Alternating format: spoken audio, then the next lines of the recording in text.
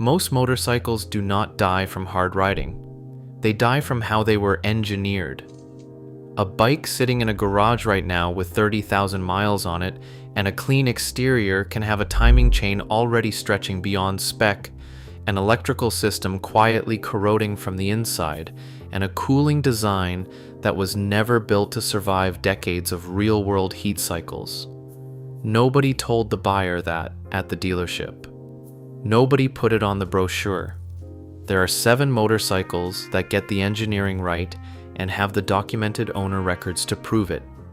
Here's what they are, what specifically makes them survive, and what the bikes that do not survive have in common. Subscribe if this was helpful. The Honda Goldwing has been in continuous production since 1974. That is not a marketing claim.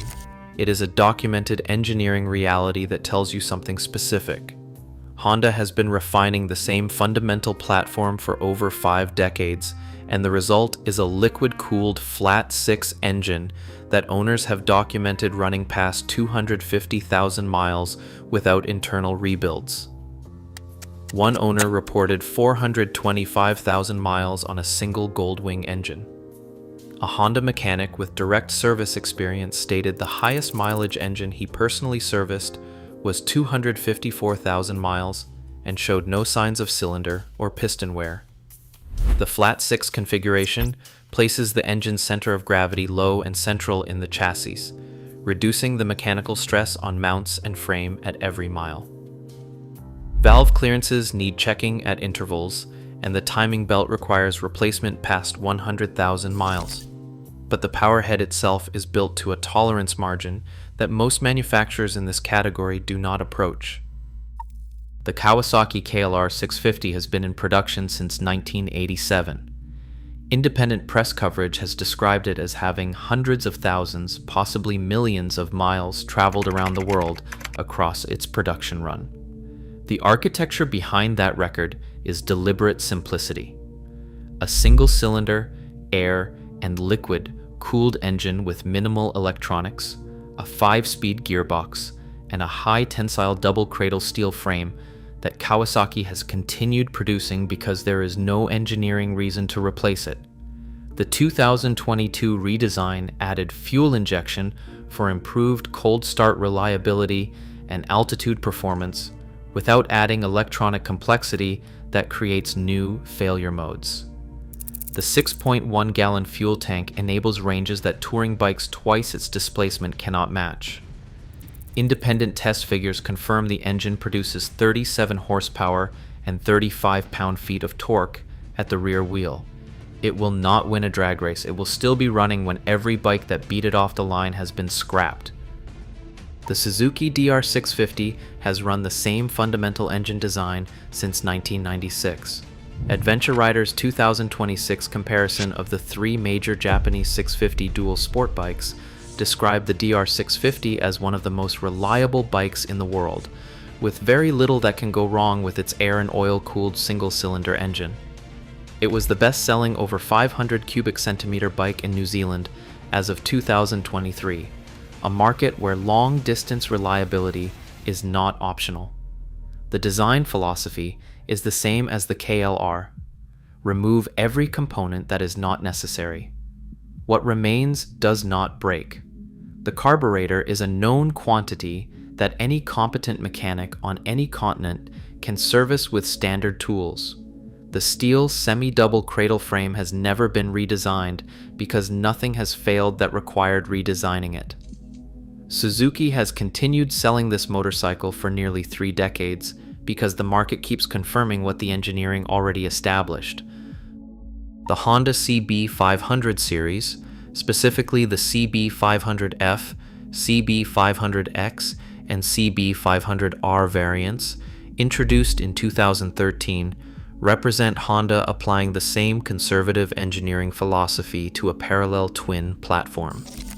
The air-cooled nature of the earlier models and the consistent low-stress design of the 471 cubic centimeter parallel twin mean thermal loads stay within a range the engine manages without degradation over long service lives. Independent reporting from multiple owner communities documents consistent mileage past 100,000 miles without powertrain failures. The CB500X received a Rally Raid engineering kit that enabled it to operate as a legitimate mid-weight adventure platform, which tells you something about the structural margin built into the original design. Honda discontinued the CB500X in the US in favor of the NX500 in 2024, but the company described it specifically as still a solid use choice with top-tier longevity. That longevity is not accidental.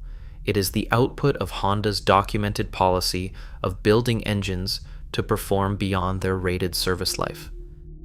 The BMW R1200 GS uses a horizontally opposed twin-cylinder boxer engine that BMW has been developing since 1970.